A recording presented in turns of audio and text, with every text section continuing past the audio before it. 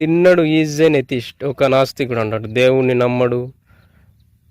నమ్మని వాడు ఒక నాస్తికుడు. సో అలాంటి వాడు పరమశివ భక్తుడిగా ఎలా మారిండు అనేది కన్నప్ప స్టోరీ.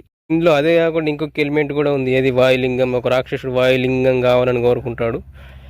సో దానికి వీళ్ళ కన్నప్ప వాళ్ళ ట్రైబల్స్, ఒక 2-3 ట్రైబల్స్ కలిసి వాళ్ళని ఎలా ఎదుర్కొంటారు అనేది మనకి ఇక్కడ అనిపిస్తుంది ట్రైలర్లో చూసుకుంటే.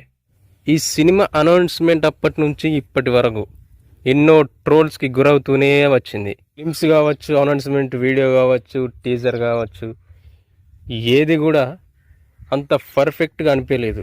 ప్రతి దాంట్లో మిస్టేక్స్ని వెతికి ట్రోల్స్కి గురైంది.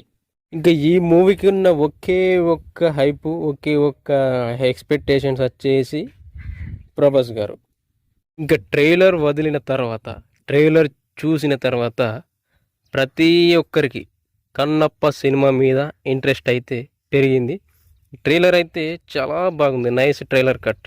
ఈ ట్రైలర్లో కలర్ గ్రేడింగ్ కావచ్చు, ఎడిటింగ్ ప్యాటర్న్ కావచ్చు, డబ్బింగ్ కావచ్చు, అన్నీ చేంజ్ అయితే చేసిర్రు, పర్ఫెక్ట్గా సెట్ చేసిర్రు. కొన్ని షార్ట్స్ బాగున్నాయి, చాలా బాగా వచ్చినాయి. ఇంకా ప్రభాస్ గారి ఎంట్రీ అయితే సూపర్. అసలు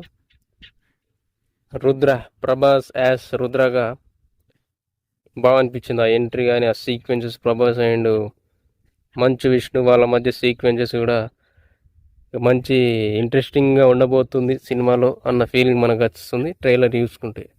ఓవరాల్గా ఈ ట్రైలర్ అయితే హేటర్స్, ట్రోలర్స్ అందరికీ నోరు మూయించే విధంగా ఉంది.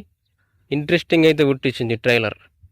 మరి సినిమా చూసుకున్నాక ఓవరాల్ మూవీ అయితే ఎలా ఉండబోతుందో మనకు తెలియదు, కానీ ఎగ్జిక్యూషన్ మరి వర్కౌట్ అవుతుందా అవ్వదా ఇక మన థియేటర్లో చూడాలి. కానీ ట్రైలర్ అయితే బాగుంది.